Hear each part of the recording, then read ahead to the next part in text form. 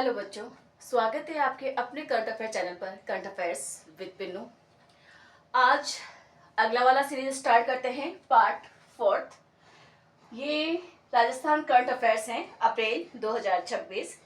ये जो प्रश्न बनाए गए हैं ये देखिए आपके सामने, अप्रैल 2026 अंतर्राष्ट्रीय जो क्रोनोलॉजी है उससे। और हर करंट अफेयर्स में यहाँ से प्रश्न पूछे ही पूछे जाते हैं, तो विश्वास रख करके आप अपनी तैयारी को बेहतर करें। यहाँ अभी जो सीरीज चल रही है राजस्थान की चल रही है, तो राजस्थान के अंदर जो भी यहाँ से इम्पोर्टेंट प्रश्न हैं वह यहाँ से उठाए गए हैं। और आने वाली जो प्रतियोगी परीक्षाएं हैं, REET, first grade, second grade और पटवारी, ग्राम सेवक, पुलिस, एसएससी, उन सब के लिए बहुत ही ज़्यादा इम्पोर्टेंट साबित होने वाली हैं, क्योंकि ये प्रश्न किसी भी कोई किताब से नहीं, इस अंतर्राष्ट्रीय जो यहाँ पर है, जो मार्केट के अंदर अवेलेबल होती है, उससे बनाए गए हैं, करंट जीके से। तो अपनी तैयारी को बेहतर करें। चलिए स्टार्ट करते हैं प्रश्नोत्तर से। नंबर 1 सवाल है, पहले के 3 भाग हो चुके हैं, उसी का चौथा भाग है यहाँ पर, उसी किताब में से है। देखना, आप एक एक लाइन मिलाना। नंबर 1 प्रश्न है, चूरू के जिला खेल स्टेडियम का नया नाम क्या रखा गया है? हालांकि ये मार्च 2026 के है, लेकिन जो किताब आती है वह अप्रैल 2026 की आती है, तो उसी से ये प्रश्न बनाए गए हैं। Number 1 Shaheed Bhagat Singh stadium. Number 2 Maharana Pratap stadium. Number 3 lieutenant general Sagat Singh Rathore stadium. Number 4 है यहाँ पर कर्नल राज सिंह स्टेडियम। तो एग्जाम में आपने सुना ही होगा कि जो सबसे लॉन्ग आंसर होता है वही उसका उत्तर होता है, तो यहीं पर आप यहाँ पर टिक कर सकते हैं कि चूरू के जिला खेल स्टेडियम का नाम बदल करके lieutenant general Sagat Singh Rathore stadium कर दिया गया है। आइए इस प्रश्न की पूरी व्याख्या देखते हैं। यहाँ पर बिल्कुल, चूरू में गौरव सेनानी समारोह खेल स्टेडियम का नया नामकरण।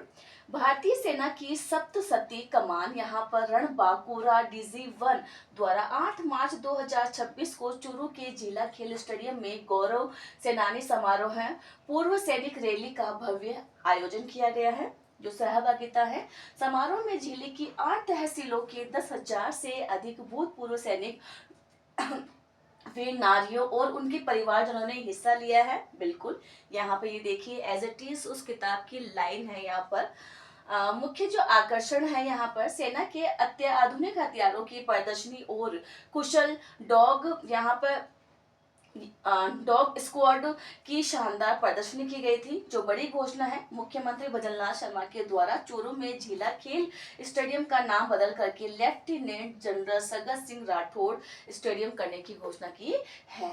तो बच्चों, इस प्रकार की नवीन जानकारी के लिए चैनल को सब्सक्राइब जरूर करें। और ये देखिए उसी का अगला है, यहाँ पर सगत सिंह राठौड़ है, वे मूल रूप से चूरू के कुसुम देसर के निवासी थे। तो एग्जाम में ये आ सकता है कि अभी चूरू के जो जिला खेल स्टेडियम का जो नाम बदलकर सगत सिंह राठौड़ के नाम पर किया गया है, वह मूल निवासी किस गांव के हैं? तो यहाँ पर है कुसुम देसर गांव के निवासी है, और भारतीय सेना के गौरवशाली सैन्य इतिहास के नायक रहे हैं। बिल्कुल, एकीकृत सैनिक कल्याण कॉम्प्लेक्स, यहाँ पर देखो सैनिकों व उनके आश्रितों को कैंटीन, स्वास्थ्य केंद्र और सामुदायिक भवन जैसी सुविधाएं एक ही छत के नीचे देने हेतु इनका चरणबद्ध निर्माण किया जा रहा है। ये बिल्कुल एग्जाम के अंदर, सोजस के अंदर भी ये सवाल आया हुआ है। देखना यहाँ पे जो राजस्थान सूचना पोर्टल से जो प्रकाशित होता है उसके अंदर ये एज इट इज लाइन भी है। जो सोजस स्पेशल जो हमारी वीडियो होती है उसमें जाके देखना आप। एकीकृत सैनिक कल्याण कॉम्प्लेक्स, यह है यहाँ पर सैनिकों व उनके आश्रितों को कैंटीन, स्वास्थ्य केंद्र और सामुदायिक भवन जैसे सुविधाएं एक ही छत के नीचे उपलब्ध हो सके, इसके लिए यहाँ पे चरणबद्ध रूप से निर्माण किया जा रहा है। प्रथम चरण के अंदर यहाँ पर देखिए 36 करोड़ की लागत से जोधपुर, टोंक और शेरगढ़, झुंझुनू में इन कॉम्प्लेक्स का निर्माण होगा। प्रथम चरण के अंदर ये जो एकीकृत सैनिक कल्याण कॉम्प्लेक्स है, इसका निर्माण होगा जोधपुर, टोंक, शेरगढ़ और झुंझुनू के अंदर। विशेष संस्थान है यहाँ पर जोधपुर में मेजर शैतान सिंह कॉम्प्लेक्स विकास केंद्र और झुंझुनू के अंदर वार म्यूजियम की स्थापना होगी। तो एग्जाम में सीधा सीधा प्रश्न आएगा कि कहाँ पर वार म्यूजियम की स्थापना होगी, तो आपका आंसर होगा झुंझुनू। आइए अगला प्रश्न देखते हैं। इंपॉर्टेंट प्रश्न है, बहुत ही ज्यादा इंपॉर्टेंट है। यहाँ पर देखिए, कोटा बूंदी ग्रीनफील्ड एयरपोर्ट का शिलान्यास कब किया गया था? यहाँ पर नंबर 1 5 मार्च 2026, 7 मार्च 2026, 10 अप्रैल 2026 और 1 जनवरी 2026। इसका आंसर होगा इसका आंसर होगा 7 मार्च 2026 को कोटा बूंदी ग्रीनफील्ड एयरपोर्ट का शिलान्यास किया गया है। आइए इस प्रश्न की पूरी व्याख्या देखते हैं। देखो यहाँ पर कोटा बूंदी ग्रीनफील्ड एयरपोर्ट शिलान्यास एवं महत्वपूर्ण तथ्य बिल्कुल है यहाँ पर। हाड़ौती क्षेत्र के यहाँ पर प्रतीक्षित कोटा बूंदी ग्रीनफील्ड एयरपोर्ट का परियोजना का भव्य शिलान्यास कब हुआ है? 7 मार्च 2026 को। एज इट इज लाइन छपती है यहाँ से। विश्वास रख करके अपनी तैयारी को बेहतर कीजिए। आप देखिए, इस अवसर पर प्रधानमंत्री नरेंद्र मोदी ने वर्चुअल माध्यम से जनसभा को संबोधित किया। शिलान्यास जो करता है लोकसभा अध्यक्ष ओम बिरला था यहाँ पर, मुख्यमंत्री भजनलाल शर्मा और केंद्रीय नागरिक उड्डयन मंत्री के राम मोहन नायडू। तो एग्जाम में सवाल में ये भी आ सकता है कि कोटा बूंदी ग्रीनफील्ड एयरपोर्ट का शिलान्यास यहाँ पर केंद्रीय नागरिक उड्डयन मंत्री के द्वारा किया गया, तो उनका नाम बताइए। तो ये होगा यहाँ पर के राम मोहन नायडू ने एयरपोर्ट की आधारशिला भी रखी थी। यहाँ पर लागत और क्षेत्रफल कितना है यहाँ पर देखिए, लगभग यहाँ पर 1507 करोड़ की जो अनुमानित लागत वाली यह परियोजना 440 हेक्टेयर से अधिक की भूमि पर यहाँ पर बनाया जाएगा या विस्तृत होगी। आगे देखिए, इसी का भाग है उसी जो कोटा बूंदी है ग्रीनफील्ड एयरपोर्ट टर्मिनल व क्षमता। यहाँ पर 20,000 वर्ग मीटर का भव्य टर्मिनल बनाया जाएगा, जिसकी जो वार्षिक क्षमता होगी यहाँ पर 20 लाख यात्रियों को संभालने की होगी। तो बताओ, ये 20 लाख यात्रियों को संभालने की जो टर्मिनल क्षमता है यहाँ पर, बताओ तो ये सवाल इंपॉर्टेंट हुआ या नहीं हुआ? बिल्कुल इंपॉर्टेंट हो गया। ठीक है, आइए रनवे की विशेषता है 3200 मीटर लंबे रनवे का निर्माण होगा जिससे A321 श्रेणी के बड़े विमान यहाँ से आसानी से लैंड कर सकेंगे। संचालन लक्ष्य है यहाँ पर एयरपोर्ट के नियमित विमान सेवाओं का संचालन वर्ष 2027 तक शुरू करने का लक्ष्य रखा गया है। इसका जो ये बनकर रेडी हो जाएगा, जो यहाँ से नियमित विमान सेवा है वह 2027 तक शुरू करने का लक्ष्य रखा गया है। बिल्कुल। औद्योगिक जो गलियारा है यहाँ पर एयरपोर्ट के पास ही 600 हेक्टेयर भूमि औद्योगिक विकास हेतु आरक्षित की गई है। ये देखो, ये और ज्यादा इंपॉर्टेंट हो गया कि यहाँ पर एयरपोर्ट के पास में ही 600 हेक्टेयर की जो भूमि है औद्योगिक विकास हेतु आरक्षित की गई है यहाँ पर गवर्नमेंट के द्वारा। मुख्यमंत्री ने रिको को इसके लिए ठोस और औद्योगिक रोड में बनाने के लिए निर्देश दिए गए हैं। तो एग्जाम में सवाल ये आ सकता है कि यहाँ पर कोटा बूंदी जो ग्रीनफील्ड एयरपोर्ट है वहां पर 600 जो हेक्टेयर की भूमि है यहाँ पर विकास हेतु आरक्षित की गई है। तो इसके औद्योगिक रोड मैप तैयार करने की जिम्मेदारी किसको दी गई है? तो रिको को दी गई है, रिको के द्वारा को। आइए देखते हैं, अगला इंपॉर्टेंट प्रश्न है यहाँ पर। देखिए नंबर 3 सवाल है, Rajasthan agriculture carbon pilot project शुरू करने के लिए किस कंपनी के साथ एमओयू किया गया है? बिल्कुल, ये एमओयू सवाल तो एक पेपर से 3 अच्छा सवाल पूछ ही जाते हैं यहाँ पे एमओयू वाले तो, और वो भी राजस्थान सरकार कर रही है तो बहुत ज्यादा इंपॉर्टेंट हो जाता है। नंबर 1 है टाटा सॉल्यूशंस, नंबर 2 है रिलायंस इंडस्ट्रीज, नंबर 3 है यहाँ पर IORA इकोलॉजिकल सॉल्यूशंस और इसका नंबर 4 है इन्फोसिस। तो Rajasthan agriculture carbon pilot project यहाँ पर शुरू करने के लिए राजस्थान सरकार के द्वारा IORA इकोलॉजिकल सॉल्यूशंस के साथ में एमओयू किया गया है। यहाँ पर देखिए इस प्रश्न की पूरी व्याख्या है। Rajasthan agriculture carbon credit pilot project किसानों के लिए आय का नया स्रोत, बहुत ही ज्यादा इंपॉर्टेंट है ये वाला। राजस्थान कृषि विभाग ने राज्य में कृषि भूमि प्रबंधन कार्बन जो परियोजना शुरू करने के लिए IORA इकोलॉजिकल सॉल्यूशंस के साथ में एक महत्वपूर्ण समझौता या एमओयू किया है। बिल्कुल, मुख्य उद्देश्य क्या है इसका जो है यहाँ पर करने का? जलवायु अनुकूल खेती को बढ़ावा देना और कार्बन उत्सर्जन कम करने के बदले किसानों को कार्बन फाइनेंस अतिरिक्त आय दिलाना, मतलब कि किसानों को अतिरिक्त आय दिलाने के लिए यह यहाँ पर एमओयू किया गया है और इस प्रकार का जो प्रोजेक्ट है वह लाया गया है। पायलट जो प्रोजेक्ट के स्थान पर स्थान पर इसकी शुरुआत राज्य के 3 चयनित ब्लॉकों, ये बहुत ज्यादा इंपॉर्टेंट है, ठीक है, कि Rajasthan agriculture carbon credit pilot परियोजना यहाँ पर राज्य के किन 3 ब्लॉकों के अंदर की गई है। तो यहाँ पर बानसूर जो कोटपुतली बहरोड के अंदर है, महुआ दौसा के, और यहाँ पर मालपुरा टोंक से की जा रही है। ये तीनों नाम बानसूर, महुआ और मालपुरा, ठीक है, बानसूर के बाद में महुआ, मैं से मालपुरा, बहुत ज्यादा इंपॉर्टेंट है, आप तैयारी करें बिल्कुल। मुख्य यहाँ पे प्रमुख जो गतिविधि है इस योजना के तहत किसान पौधारोपण, सूक्ष्म सिंचाई, फॉर्म पॉन्ड और सोलर पंप जैसी कार्यों के माध्यम से कार्बन क्रेडिट जो अर्जित कर सकेंगे। तो देखिए इसकी जो आगे की जो जानकारी है वो देखिए, यहाँ पर भुगतान का जो आधार है, इसको किस प्रकार इसका जो भुगतान किया जाना है, इन गतिविधियों को अपनाने पर कृषकों को कार्बन उत्सर्जन में आई कमी के आधार पर प्रति हेक्टेयर निर्धारित राशि दी जाएगी। योजना का जो जुड़ाव है यहाँ पर, यह परियोजना भारत सरकार की कार्बन क्रेडिट ट्रेनिंग स्कीम 2023 से जुड़ी हुई है। तो सीधा सीधा एग्जाम के अंदर आएगा कि ये जो परियोजना है Rajasthan agriculture carbon credit pilot परियोजना, यह भारत सरकार की किस स्कीम से जुड़ी हुई है। तो लिख देना यहाँ पे कार्बन क्रेडिट ट्रेनिंग स्कीम 2023 से जुड़ी हुई है।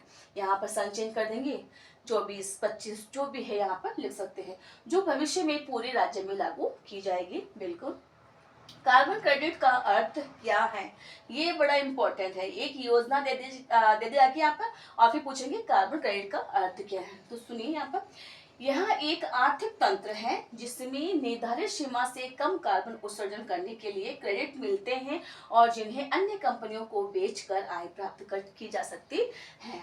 तो बच्चों मुझे ये बताओ, पहले प्रश्न, इसमें 10 प्रश्न बन सकते हैं, तो मैं 10 प्रश्न यहाँ पे नहीं बना सकती, मैं सिर्फ इम्पोर्टेंट प्रश्न बना सकती हूँ और इम्पोर्टेंट प्रश्न के साथ ये पूरी जानकारी आपको दे सकती हूँ।